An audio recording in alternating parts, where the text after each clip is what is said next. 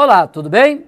Eu sou o professor Amarildo Vieira e hoje nós vamos dar continuidade aos nossos estudos sobre a obra Pedagogia da Autonomia do professor Paulo Freire. Capítulo 2.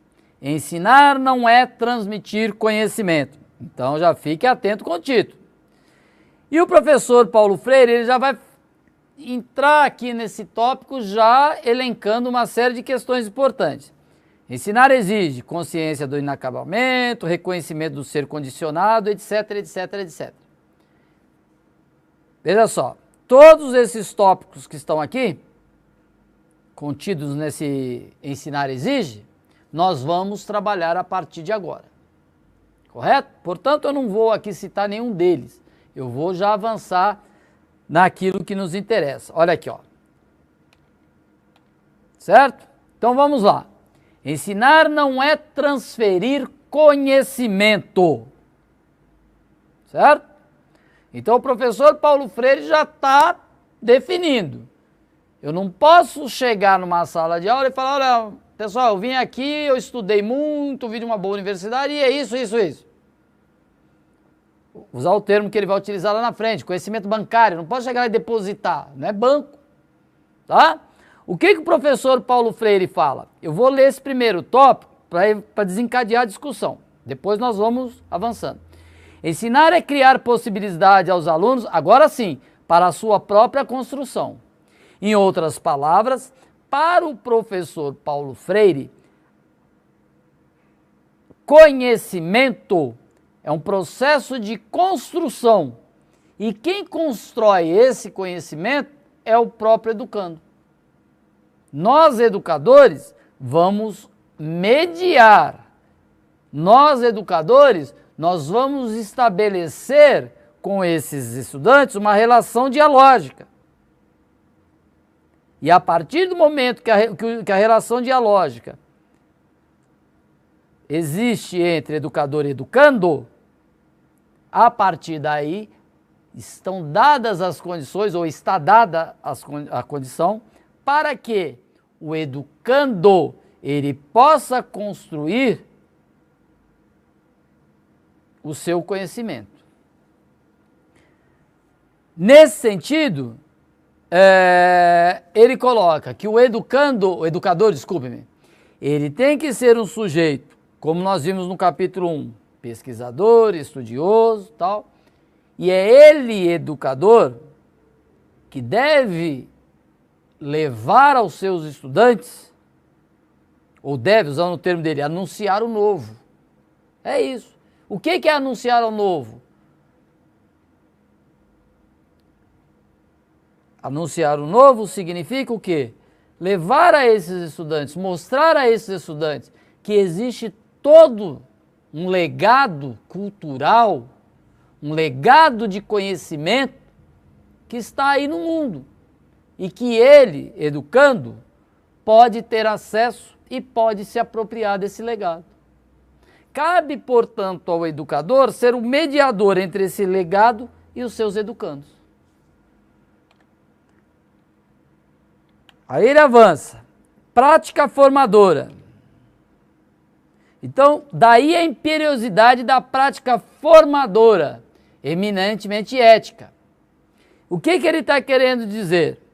O professor Paulo Freire está dizendo que, olha o termo, prática formadora.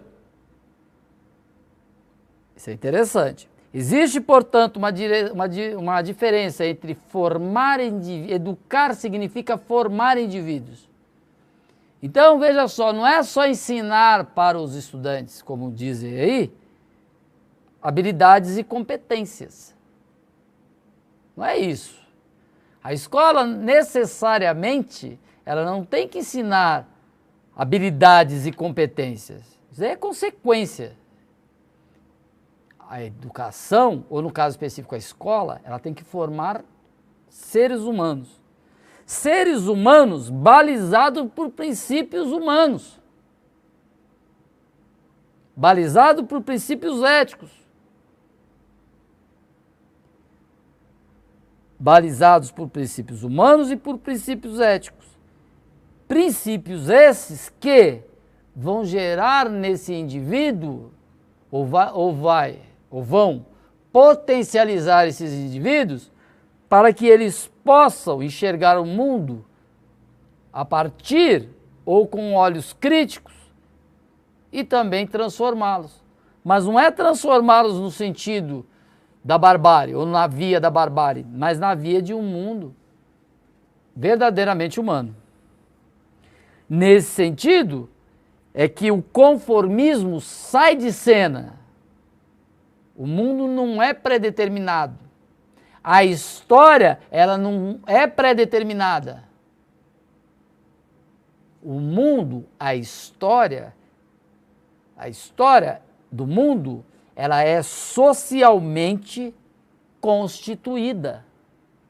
Ora, se ela é socialmente constituída, eu estou aqui afirmando categoricamente que as leis que regem o mundo são leis sociais, não são leis naturais. Se fossem leis naturais, aí sim seriam imutáveis, mas são leis sociais. Vamos dizer assim, leis, entre aspas, leis sociais. Em outras palavras, o mundo é socialmente construído. Ora, se tudo que está aí é socialmente construído, é óbvio que pode ser destruído. Essa sociedade pode ser destruída e construída outra sociedade. É isso que o professor Paulo Freire está dizendo. Nesse sentido, o educador, na visão do Paulo Freire, ele não pode se eximir dessa responsabilidade. Da responsabilidade de levar para a sala de aula uma prática formadora que vislumbre a transformação radical do mundo, que vislumbre um mundo novo, um mundo verdadeiramente humano. Nesse sentido, ele continua ainda. Eu vou ler essa parte aqui, esse tópico, só para ficar mais claro, que na verdade é para legitimar aquilo que eu acabei de falar. Então vamos lá. É como se fosse uma citação. A história em que me faço com outros, dela tomo parte. Então olha aí, o ser humano é um ser social.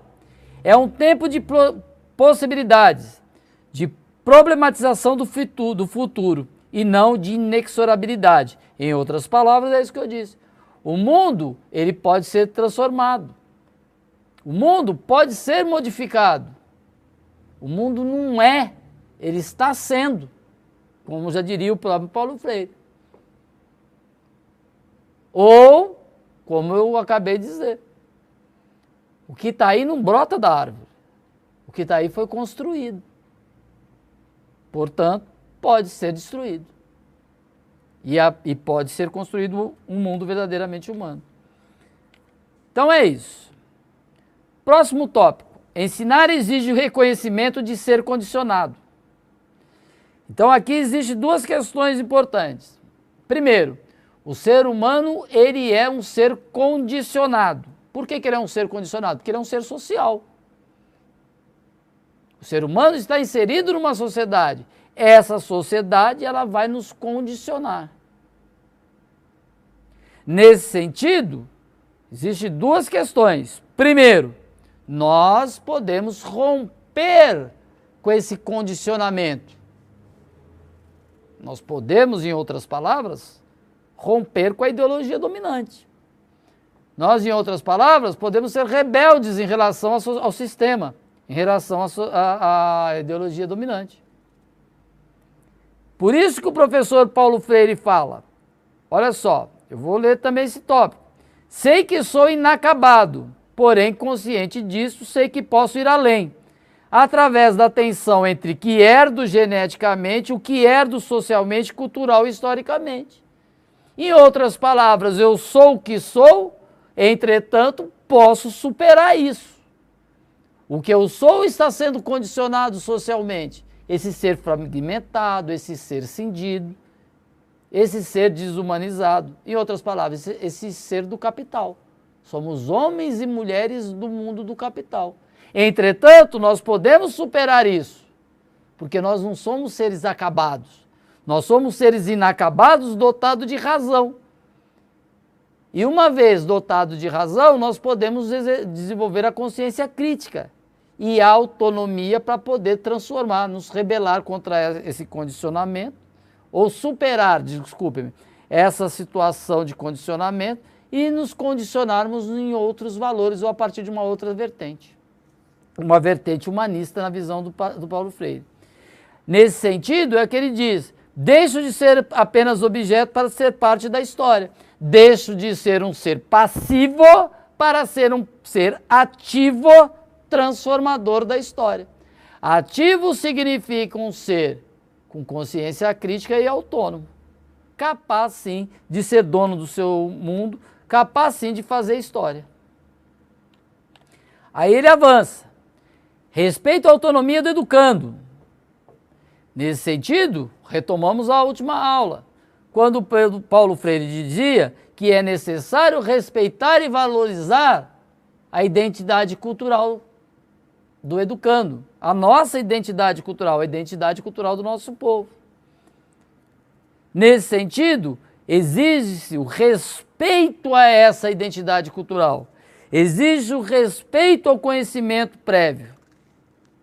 Por isso que ele fala, respeito à curiosidade e ao gosto estético do educando, a sua inquietude, a sua linguagem, as suas diferenças. Olha aí então, é exatamente nessa questão que eu acabei de citar. Aí vem a questão da crítica.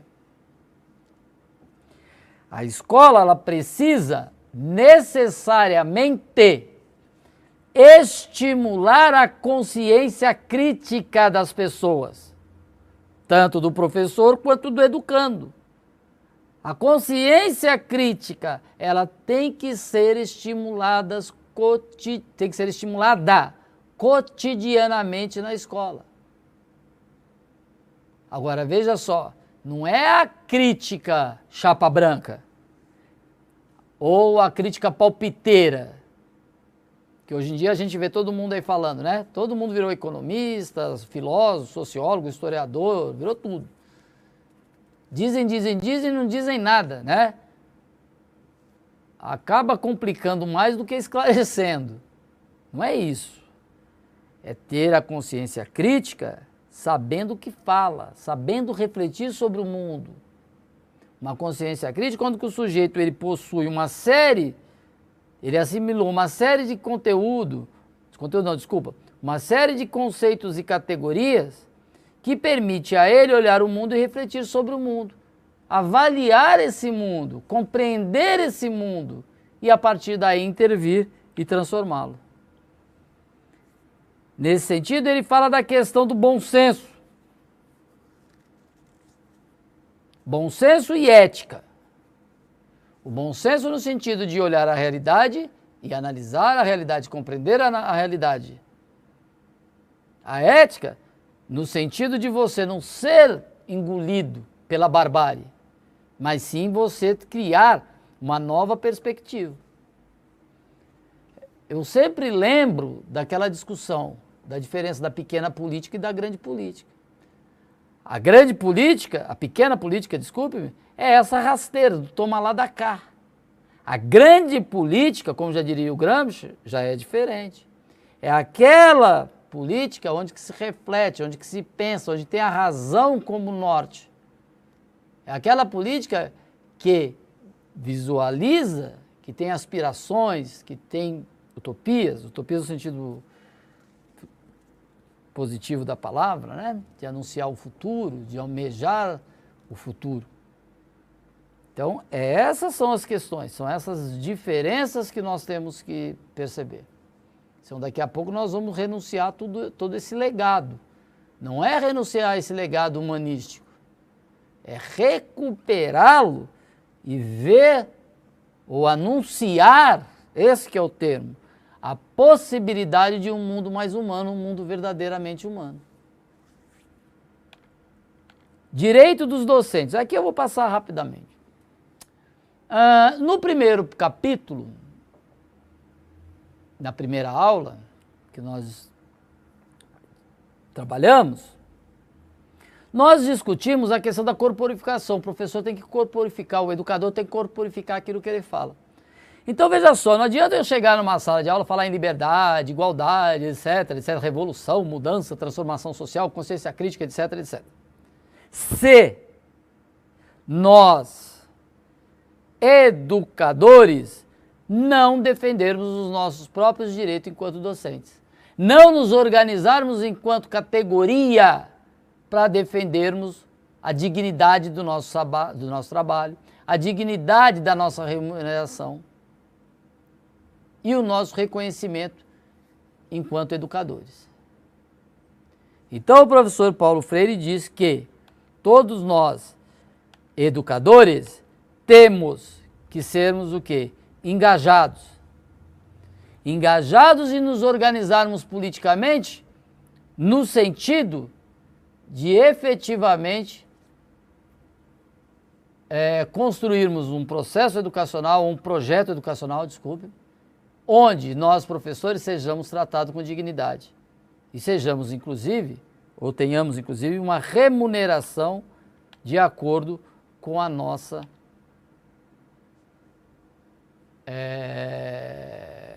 os nossos atributos e a nossa importância.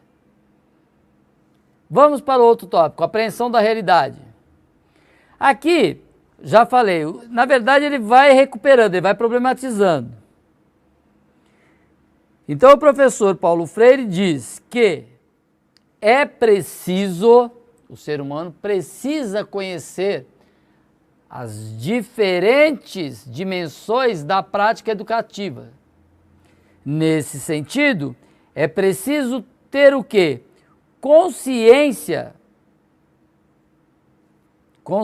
do que ele é enquanto educador. Não adianta eu falar, eu sou educador, sem saber o que é ser educador. Eu preciso estar muito bem ajustado, é necessário estar muito claro na minha cabeça o que é ser educador.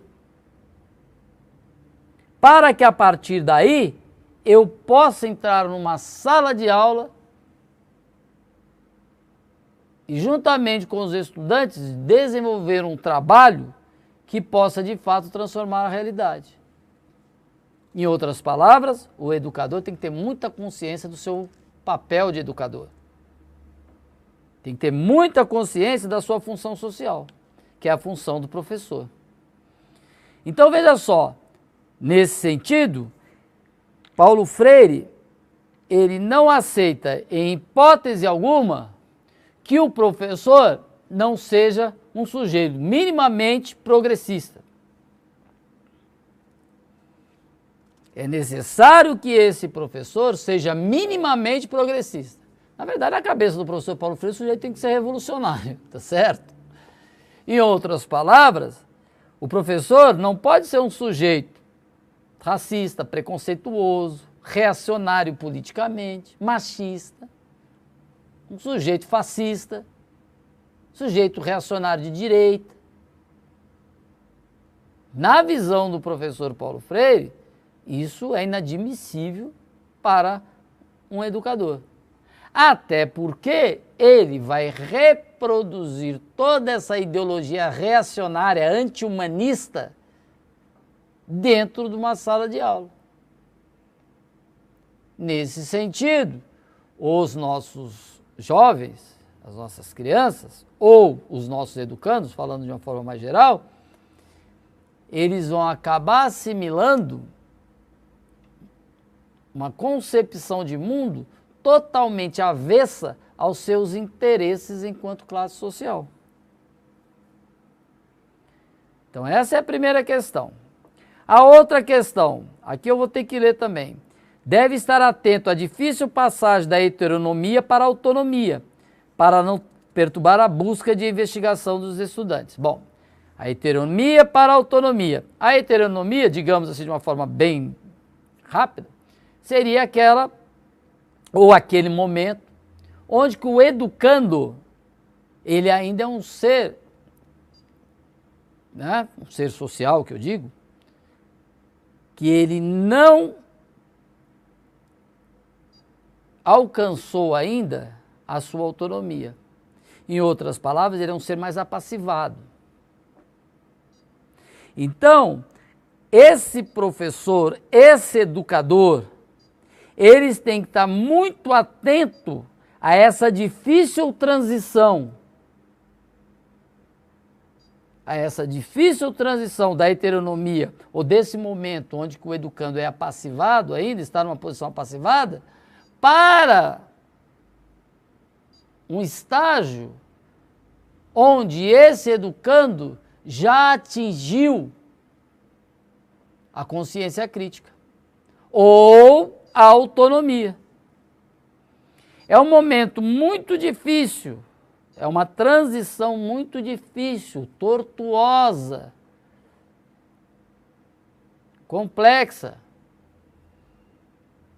onde o educando, ele vai ter necessariamente que romper com muitas coisas do seu passado, da sua realidade presente, da sua realidade social. E isso é um momento difícil, ainda mais para essa faixa etária.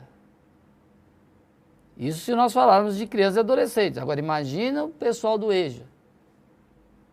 É um momento muito complexo. Então é necessário que o educador esteja muito claro para ele que existe toda essa dificuldade.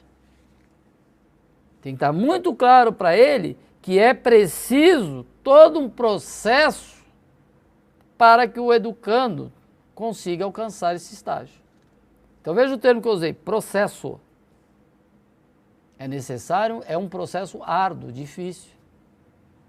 E que o educador, ele precisa estar muito atento para não violentar o universo desse estudante, para não comprometer o universo desse educando. É aí, fazendo um paralelo, ou um gancho com o que nós já estudamos, aí que entra aquela questão que o professor Paulo Freire falava, do afeto, do carinho, etc. Então vocês podem ver que determinados termos que o professor Paulo Freire utiliza, que a princípio pode parecer até um tanto quanto romântico, etc., na verdade tem um peso muito grande aí no contexto do que ele fala. Vamos avançar mais um pouquinho. Olha aqui, ó. É exatamente isso que eu estava falando. Ó, vamos voltar, desculpe-me. Olha lá. Alegria e esperança. Eu vou ler aqui, que é para corroborar com aquilo que eu acabei de falar. Esperança de que o professor... Olha só os termos, vamos até voltar. Alegria e esperança. Não parece que é um termo meio romântico, meio poético, mas vocês vão ver que na prática é isso mesmo. Esperança de que professor e alunos, veja só, professor e aluno, para efeito de prova, coloque educador e educando. Juntos podem aprender, ensinar, inquietar-se, produzir e também resistir aos obstáculos à alegria. O homem é ser naturalmente esperançoso. Eu diria esperançoso, alegre, apaixonado. Apaixonado pela vida, apaixonado pelas pessoas também, mas pela vida. E a vida é constituída de pessoas. Então, é exatamente essas características inerentes ao ser humano que o Paulo Freire, aos meus olhos, ao meu juízo, ele identificou que vão se perdendo no sistema capitalista. No sistema capitalista nós vamos nos desumanizando. E uma das características dessa desumanização é exatamente isso, perder a alegria, perder a esperança, perder... Quando na aula anterior eu falava em utopia, no sentido disso, utopia no sentido da esperança. Não é de pensar o que não pode, ficar viajando, como diz aí o pessoal. Não é isso, é no sentido da esperança. Perder a alegria, perder a esperança, perder o afeto, nos embrutecermos. Não é isso, tá? O professor Paulo Freire ele diz que nós temos que recuperar isso. Porque isso pertence à natureza humana. A esperança pertence à natureza humana. A curiosidade pertence à natureza humana. A alegria, a felicidade pertence à natureza humana. Só que vai se perdendo em virtude de toda uma ideologia dominante, de toda uma realidade econômica que nos leva a esse embrutecimento, essa perda da esperança, essa perda da alegria, essa perda das questões afetivas e da proximidade maior entre os seres humanos. Alegria e esperança, olha lá. Que esperança o Paulo Freire fala? Também vou ler aqui esse tópico só para ficar mais claro, porque aqui é bem interessante. A esperança crítica, olha lá. Não é a esperança romântica. É indispensável a experiência histórica, que só acontece onde há a problematização do futuro. Olha que bonito isso. Ele não está sendo nem um pouco utópico, como muitas vezes as pessoas falam. Ah, Paulo Freire é romântico. Eu tenho sérias divergências com o professor Paulo Freire, com a teoria do professor Paulo Freire. Agora, essas divergências não quer dizer que o que ele produziu, teoricamente, deve ser desprezado, ou deve ser, usando também o termo da molecada, avacalhado. Não é isso. É óbvio que a obra dele possui lacunas, né? Isso é óbvio. Mas são lacunas inerentes ao cara que está pensando, o sujeito que está pensando. Ele não vai conseguir abarcar tudo. Entretanto, ele nos deu a base para a gente continuar e avançar. Nesse quesito, eu concordo com ele. Porque olha que ele fala, esperança crítica. Sem esperança, você vai fazer o que no mundo sem esperança? É isso que ele está querendo dizer. Então, nós educadores, quando ele fala em esperança, ele está querendo dizer que é para acabar com o comodismo, com o derrotismo, que isso é muito inerente à educação brasileira, principalmente no que se passa dentro de sala de aula. E um detalhe, o jovem, o adolescente, a criança também, mas vamos pegar mais o jovem, né? Acho que vai ficar mais claro o exemplo que eu quero dar. O adolescente e o jovem, essa questão da esperança, essa questão de transformar o mundo é latente.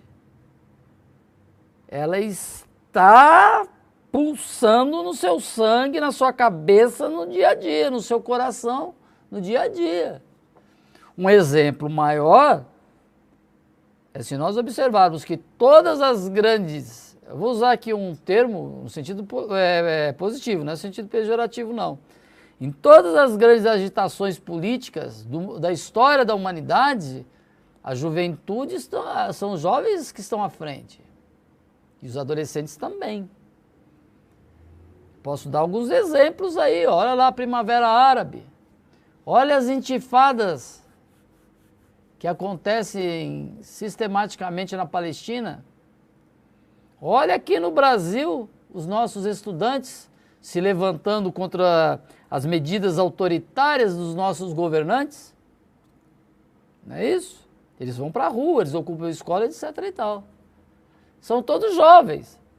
Olha aí a esperança crítica. Olha aí o anseio de mudança. Eles anseiam por um novo futuro, por uma nova mudança. E isso tem que estar dentro das escolas. Olha lá.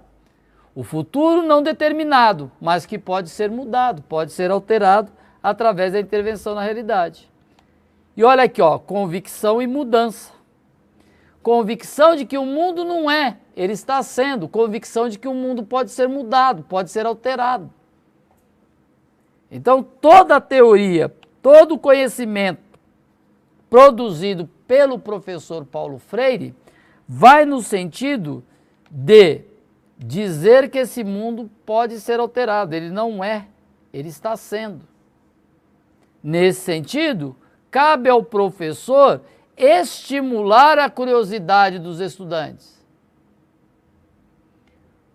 Voltando ainda à questão anterior, todo estudante, todo educando, todo ser humano no sentido mais amplo, é curioso por natureza.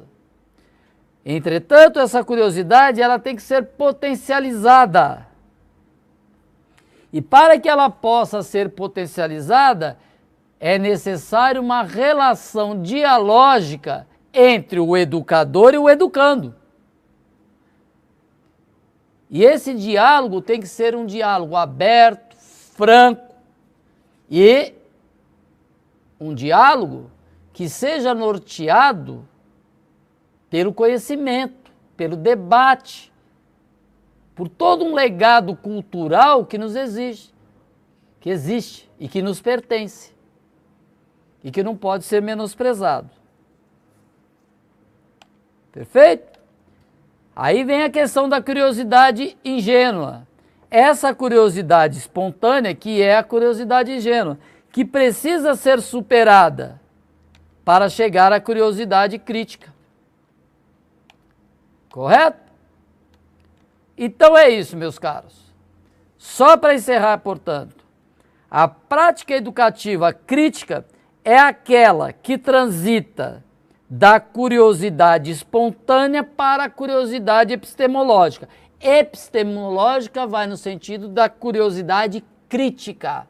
É aquela, portanto, que transita da consciência ingênua para a consciência crítica.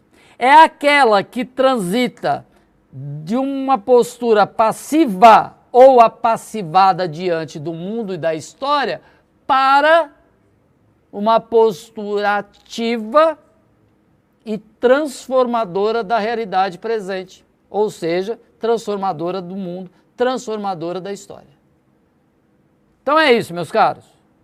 Mais uma vez eu agradeço a todos vocês.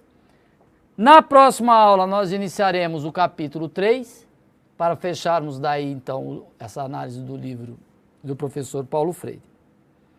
Então, como eu disse, eu agradeço profundamente a atenção de vocês, espero ter contribuído para compreendermos a obra desse grande mestre, e até a próxima, com certeza. Um grande abraço a todos vocês.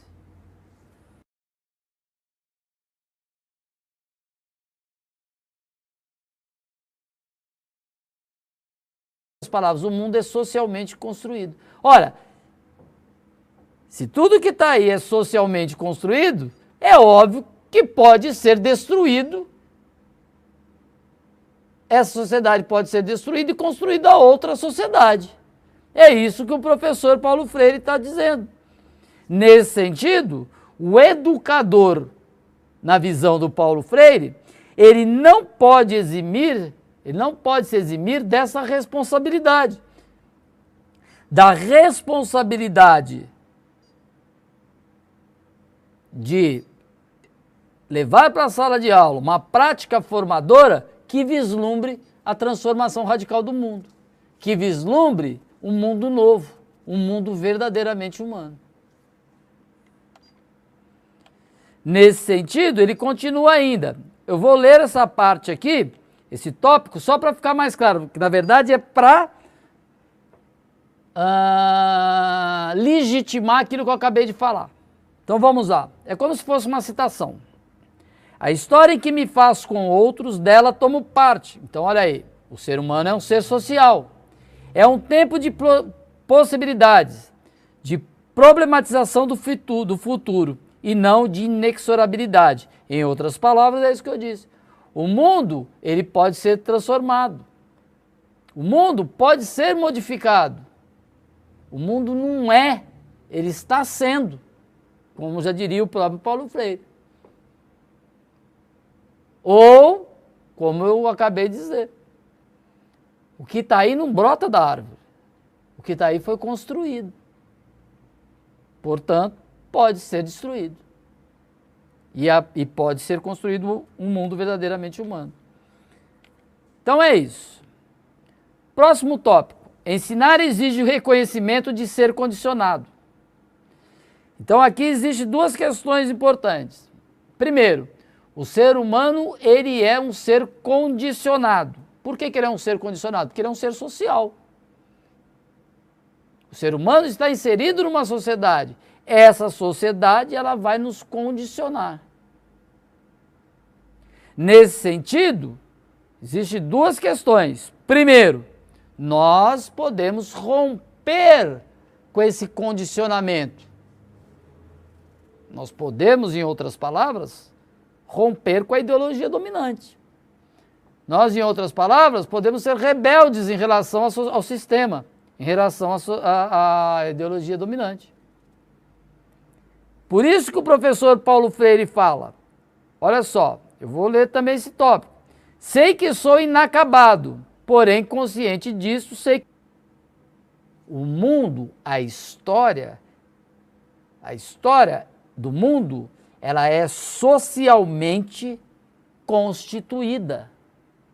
Ora, se ela é socialmente constituída, eu estou aqui afirmando categoricamente que as leis que regem o mundo são leis sociais, não são leis naturais. Se fossem leis naturais, aí sim seriam imutáveis, mas são leis sociais. Vamos dizer assim, leis, entre aspas, leis sociais. Em outras palavras, o mundo é socialmente construído. Ora, se tudo que está aí é socialmente construído, é óbvio que pode ser destruído.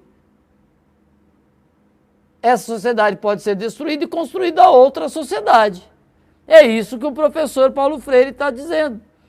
Nesse sentido, o educador, na visão do Paulo Freire, ele não pode se eximir dessa responsabilidade.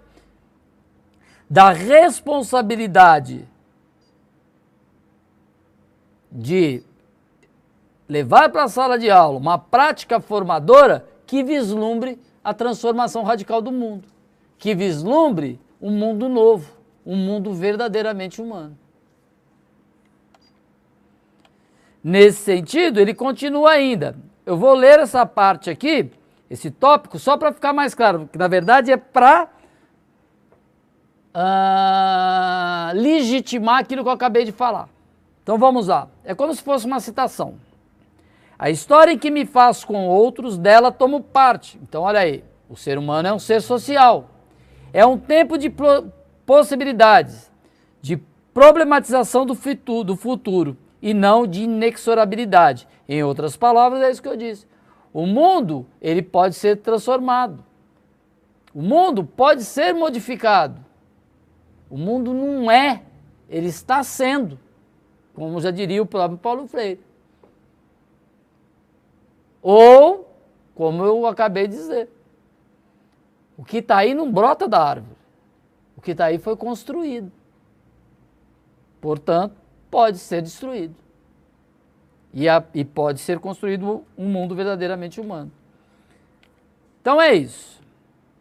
Próximo tópico. Ensinar exige o reconhecimento de ser condicionado. Então aqui existem duas questões importantes. Primeiro, o ser humano, ele é um ser condicionado. Por que ele é um ser condicionado? Porque ele é um ser social. O ser humano está inserido numa sociedade. Essa sociedade, ela vai nos condicionar. É isso? Eles vão para a rua, eles ocupam a escola, etc. e tal. São todos jovens. Olha aí a esperança crítica. Olha aí o anseio de mudança.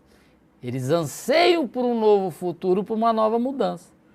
E isso tem que estar dentro das escolas. Olha lá.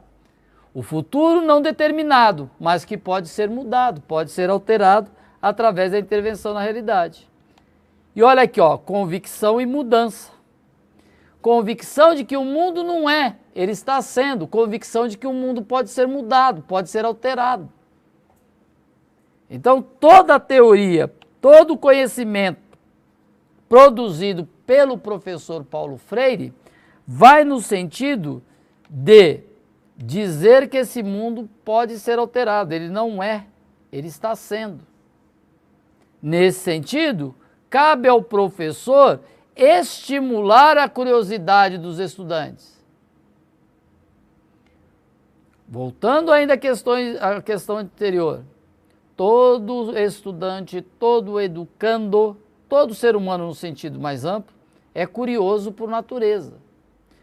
Entretanto, essa curiosidade ela tem que ser potencializada. E para que ela possa ser potencializada, é necessário uma relação dialógica entre o educador e o educando. E esse diálogo tem que ser um diálogo aberto, franco e um diálogo que seja norteado pelo conhecimento, pelo debate, por todo um legado cultural que nos existe, que existe e que nos pertence e que não pode ser menosprezado. Perfeito? Aí vem a questão da curiosidade ingênua. essa curiosidade espontânea, que é a curiosidade ingênua, que precisa ser superada para chegar à curiosidade crítica. Correto? Então é isso, meus caros. Só para encerrar, portanto, a prática educativa crítica é aquela que transita da curiosidade espontânea para a curiosidade epistemológica. Epistemológica vai no sentido da curiosidade crítica. É aquela, portanto, que transita da consciência ingênua para a consciência crítica. É aquela que transita de uma postura passiva ou apassivada diante do mundo e da história para uma postura ativa. Ele está querendo dizer que é para acabar com o comodismo, com o derrotismo, que isso é muito inerente à educação brasileira, principalmente no que se passa dentro de sala de aula. E um detalhe, o jovem, o adolescente, a criança também, mas vamos pegar mais o jovem, né? Acho que vai ficar mais claro o exemplo que eu quero dar. O adolescente e o jovem, essa questão da esperança, essa questão de transformar o mundo é latente. Ela está pulsando no seu sangue, na sua cabeça, no dia a dia, no seu coração, no dia a dia. Um exemplo maior é se nós observarmos que todas as grandes, eu vou usar aqui um termo no sentido positivo, não é no sentido pejorativo não. Em todas as grandes agitações políticas da história da humanidade, a juventude são os jovens que estão à frente. E os adolescentes também. Posso dar alguns exemplos aí. Olha lá a Primavera Árabe. Olha as intifadas que acontecem sistematicamente na Palestina. Olha aqui no Brasil os nossos estudantes se levantando contra as medidas autoritárias dos nossos governantes. Não é isso? Eles vão para a rua, eles ocupam a escola, etc. e tal. São todos jovens. Olha aí a esperança crítica. Olha aí o anseio de mudança. Eles anseiam por um novo futuro, por uma nova mudança. E isso tem que estar dentro das escolas. Olha lá. O futuro não determinado, mas que pode ser mudado, pode ser alterado através da intervenção na realidade. E olha aqui, ó, convicção e mudança. Convicção de que o mundo não é, ele está sendo. Convicção de que o mundo pode ser mudado, pode ser alterado. Então, toda a teoria, todo o conhecimento produzido pelo professor Paulo Freire vai no sentido de dizer que esse mundo pode ser alterado. Ele não é, ele está sendo. Nesse sentido, cabe ao professor estimular a curiosidade dos estudantes. Voltando ainda à questão anterior, todo estudante, todo educando, todo ser humano no sentido mais amplo, é curioso por natureza. Entretanto, essa curiosidade ela tem que ser potencializada. E para que ela possa ser potencializada, é necessário uma relação. Então vamos lá. Ensinar não é transferir conhecimento. Certo? Então o professor Paulo Freire já está definindo. Eu não posso chegar numa sala de aula e falar, olha, pessoal, eu vim aqui, eu estudei muito, vim de uma boa universidade e é isso, isso, isso. Usar o termo que ele vai utilizar lá na frente, conhecimento bancário, não posso chegar lá e depositar, não é banco. Tá? O que o professor Paulo Freire fala? Eu vou ler esse primeiro tópico para desencadear a discussão. Depois nós vamos avançando. Ensinar é criar possibilidade aos alunos, agora sim, para a sua própria construção. Em outras palavras, para o professor Paulo Freire, conhecimento é um processo de construção. E quem constrói esse conhecimento é o próprio educando. Nós, educadores, vamos mediar Nós, educadores, nós vamos estabelecer com esses estudantes uma relação dialógica. E a partir do momento que a relação dialógica existe entre educador e educando, a partir daí estão dadas as condições, ou está dada a condição, para que o educando ele possa construir o seu conhecimento. Nesse sentido, ele coloca que o educador, ele tem que ser um sujeito, como nós vimos no capítulo 1, pesquisador, estudioso, tal, e é ele, educador, que deve levar aos seus estudantes, ou deve, usando o termo dele, anunciar o novo. É isso. O que é anunciar o novo? Anunciar o novo significa o quê? Levar a esses estudantes, mostrar a esses estudantes que existe todo um legado cultural, um legado de conhecimento que está aí no mundo e que ele, educando, pode ter acesso e pode se apropriar desse legado. Cabe, portanto, ao educador ser o mediador entre esse legado e os seus educandos. Aí ele avança. Prática formadora. Então, daí a imperiosidade da prática formadora, eminentemente ética. O que ele está querendo dizer? O professor Paulo Freire está dizendo que, olha esses tópicos que estão aqui, contidos nesse Ensinar Exige, nós vamos trabalhar a partir de agora. Correto? Portanto, eu não vou aqui citar nenhum deles. Eu vou já avançar naquilo que nos interessa. Olha aqui, ó. Certo? Então vamos lá. Ensinar não é transferir conhecimento. Certo? Então o professor Paulo Freire já está definindo. Eu não posso chegar numa sala de aula e falar, olha, pessoal, eu vim aqui, eu estudei muito, vim de uma boa universidade e é isso, isso, isso. Usar o termo que ele vai utilizar lá na frente, conhecimento bancário, não posso chegar lá e depositar, não é banco, tá? O que o professor Paulo Freire fala? Eu vou ler esse primeiro tópico para desencadear a discussão, depois nós vamos avançando. Ensinar é criar possibilidade aos alunos, agora sim, para a sua própria construção. Em outras palavras, para o professor Paulo Freire, conhecimento é um processo de construção e quem constrói esse conhecimento é o próprio educando. Nós, educadores, vamos mediar. Nós, educadores, nós vamos estabelecer com esses estudantes uma relação dialógica. E a partir do momento que a relação dialógica existe entre educador e educando, a partir daí estão dadas as condições, ou está dada a condição, para que o educando ele possa construir o seu conhecimento.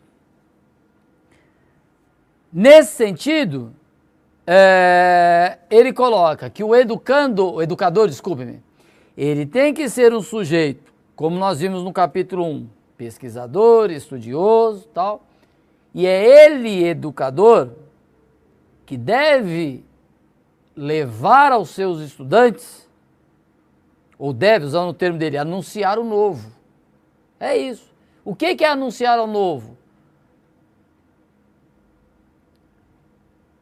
Anunciar o novo significa o quê? Levar a esses estudantes, mostrar a esses estudantes que existe todo um legado cultural, um legado de conhecimento que está aí no mundo e que ele, educando, pode ter acesso e pode se apropriar desse legado. Cabe, portanto, ao educador ser o mediador entre esse legado e os seus educandos. Muito vim de uma boa universidade e é isso, isso, isso. usar o termo que ele vai utilizar lá na frente, conhecimento bancário, não pode chegar lá e depositar, não é banco, tá? O que o professor Paulo Freire fala? Eu vou ler esse primeiro tópico para desencadear a discussão, depois nós vamos avançando. Ensinar é criar possibilidade aos alunos, agora sim, para a sua própria construção. Em outras palavras, para o professor Paulo Freire, conhecimento é um processo de construção. E quem constrói esse conhecimento é o próprio educando. Nós, educadores, vamos mediar. Nós, educadores, nós vamos estabelecer com esses estudantes uma relação dialógica.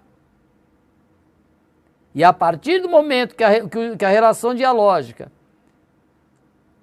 existe entre educador e educando, a partir daí estão dadas as condições, ou está dada a condição, para que o educando ele possa construir o seu conhecimento. Nesse sentido, ele coloca que o educador, ele tem que ser um sujeito, como nós vimos no capítulo 1, pesquisador, estudioso, tal, e é ele, educador, que deve levar aos seus estudantes, ou deve, usando o termo dele, anunciar o novo. É isso. O que é anunciar o novo? Anunciar o novo significa o quê? Levar a esses estudantes, mostrar a esses estudantes que existe todo um legado cultural, um legado de conhecimento que está aí no mundo e que ele, educando, pode ter acesso e pode se apropriar desse legado. Cabe, portanto, ao educador ser o mediador entre esse legado e os seus educandos. Aí ele avança. Prática formadora. Então, daí a imperiosidade da prática formadora, eminentemente ética. O que ele está querendo dizer? O professor Paulo Freire está dizendo que, olha o termo, prática formadora. Isso é interessante. Existe, portanto, uma diferença entre educar significa formar indivíduos. Então, veja só, não é só ensinar para os estudantes, como dizem